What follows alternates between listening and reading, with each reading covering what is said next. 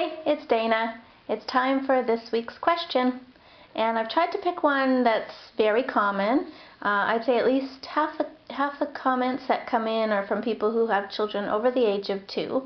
So there's lots of you out there in the same boat as Amy.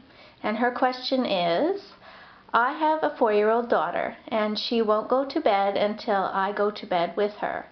When I put her in her own bed, she wakes up in the night screaming and won't go back to sleep until I lay down with her or she comes to my bed to sleep with me. Even when I'm in bed with her, she hangs onto me all night long so that I won't leave. What can I do? Well, good question, Amy.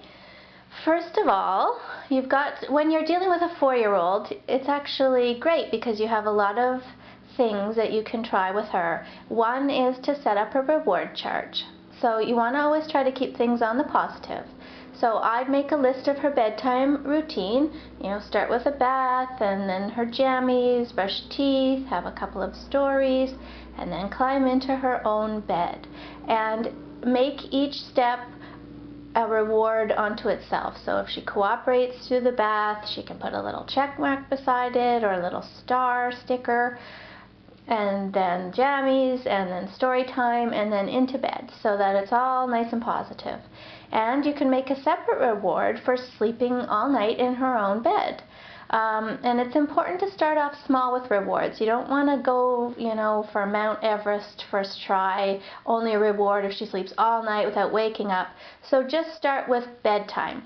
Going to sleep okay without protest at bedtime. Then she would get a reward the next morning. So I would start by tucking her in and then sitting in a chair right beside her bed, so no longer lying down with her.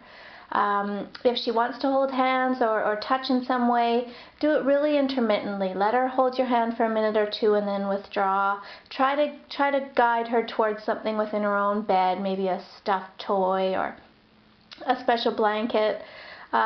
You want her to gradually become more and more confident with her own ability to go to sleep without you.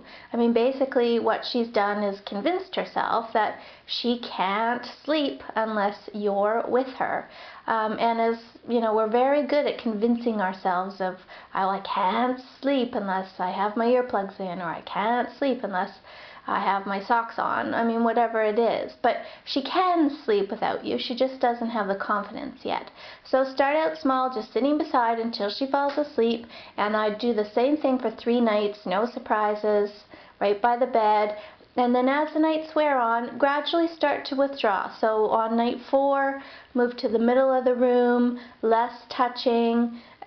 Spend 3 nights in the middle, then move to the door, no touching when you're at the door.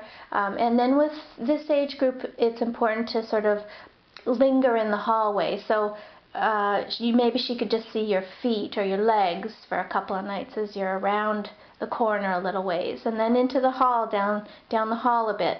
And she may come out to see that you're there, and that's fine one time. So she comes to check, you say, yes, I'm here. I'll stay here till you're asleep. Don't come out again. If she comes out again, though, there has to be a consequence. Otherwise, she's just going to keep coming. You're going to get frustrated. So after one chance, then you'd say, if you come out again, I'm going to have to close your door. And then you'd just close her door for, let's say, 3 minutes. And then give her another chance. And each time she tests you, you close the door a little bit longer each time. So start with 3 minutes, then 5, then 7. And children of any age do not like the idea of a door being closed on them, especially even if you're holding it on the other side. But again, so that's great because it's a good consequence for her coming out. If you come out, I will close your door. I won't close your door all night or lock you in, but I definitely will hold the door closed for a certain amount of time until you realize that you may not come out and you may not check. And I would do the same thing with her night waking. So every time she shows up, you take her back to her bed, you sit in your chair. Now it's going to be, you're going to be up a few times the first few nights, and it's going to take a while for her to get used to the idea of sleeping without you. But it can be done. It absolutely can be done. And by starting now, in a few weeks' time, she'll be sleeping more independently. Bedtime will be a positive thing, and it's great for her because, I've had clients with children as old as 8 who are still sleeping with their parents, and it's really become a problem because that child can't have a sleepover, can't go to a sleepover, can't go to summer sleepover camp because they don't feel confident. They don't think they'll be able to sleep without their parent. And so it really is a good gift to give her the confidence to do this on her own. So I hope that helps, Amy, and thanks for your question. Sleep well.